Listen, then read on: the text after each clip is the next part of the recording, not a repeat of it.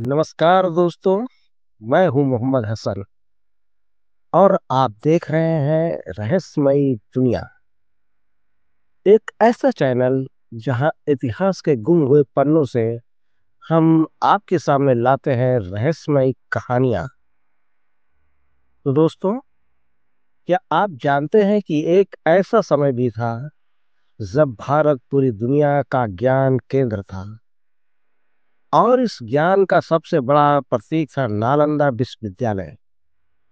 लेकिन क्या आप जानते हैं कि इस महान विश्वविद्यालय का विनाश एक ऐसे रहस्य से जुड़ा हुआ है जिसे इतिहास के पन्नों में दबा दिया गया?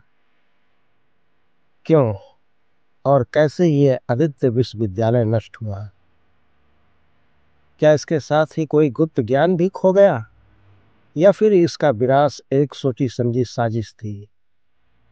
दोस्तों, आज हम आपको ले चलेंगे इतिहास के उन पन्नों में जहां ये सवाल अब तक अनसुलझा है।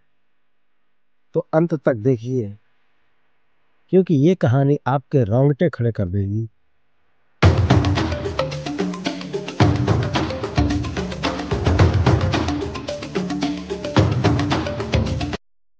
5वीं शताब्दी में स्थापित नालंदा विश्वविद्यालय केवल एक शिक्षा का स्थान नहीं था। ये एक ऐसी जगह थी जहां पूरी दुनिया से विद्वान ज्ञान की खोज में आते थे। गुप्त काल में इसकी स्थापना हुई और ये भारत ही नहीं बल्कि पूरी दुनिया का सबसे बड़ा और प्राचीन विश्वविद्यालय बन गया। यहाँ पर 10,000 से अधिक विद्यार्थी और लगभग 2,000 शिक्षक हुआ करते थे। इसकी पुस्तकालयों में लाखों पांडुलिपियां थीं, जिनमें विज्ञान, खगोल शास्त्र, चिकित्सा, धर्म, कला और साहित्य जैसे विषयों पर गहन अध्ययन मौजूद था। लेकिन लेकिन इस महान स्थान का विनाश अचानक हुआ और उसके पीछे की कहानी उतनी ही रहस्यमयी है जितना इसका अस्तित्व। कहा जाता है कि नालंदा विश्वविद्यालय के एक प्रमुख शिक्षक आचार्य शीलभद्र को एक बार ध्यान के दौरान एक अजीब भविष्यवाणी मिली। उन्होंने अपने शिष्यों से कहा था, इस विश्वविद्यालय की आग कभी नहीं बुझेगी। ये आग समय की तरह होगी, जो न केवल हमारी पुस्तकों को जलाएगी बल्कि हमारी सभ्यता को भी भस्म कर देगी। उनके ये शब्द सुनकर शिष्य हक्के बक्के रह गए, लेकिन किसी ने इसे गंभीरता से नहीं लिया। 1193 ईस्वी में नालंदा विश्वविद्यालय पर आक्रमण हुआ। यह आक्रमण किसी साधारण सेनापति ने नहीं किया था, बल्कि वो व्यक्ति था जिसने भारतीय संस्कृति को मिटाने की कसम खाई थी, बख्तियार खिलजी। कहा जाता है कि खिलजी ने नालंदा पर इसलिए हमला किया क्योंकि वो इस ज्ञान केंद्र को भारतीय सभ्यता की आत्मा मानता था। उसने नालंदा के पुस्तकालयों को जलाने का आदेश दिया। इतिहासकारों के अनुसार नालंदा के पुस्तकालय में इतनी पांडुलिपियां थी कि वो आग 3 महीने तक जलती रही। लेकिन दोस्तों, सवाल ये है कि क्या ये केवल एक आक्रमण था या इसके पीछे कोई गहरी साजिश थी?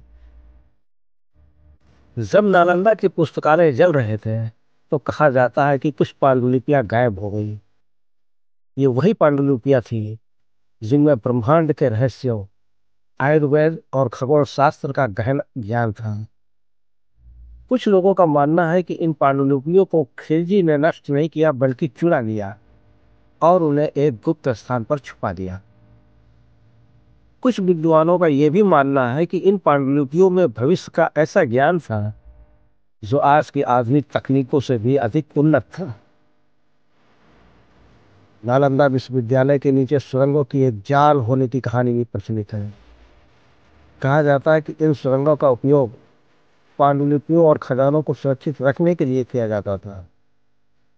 हाल ही में कुछ पुरातत्वविदों ने इन सुरंगों की खोज की है, लेकिन हैरानी की बात यह है कि उनमें से कुछ सुरंगें आज भी सील हैं। क्या इन सुरंगों के भीतर अभी भी नालंदा का खोया हुआ ज्ञान छिपा हुआ है?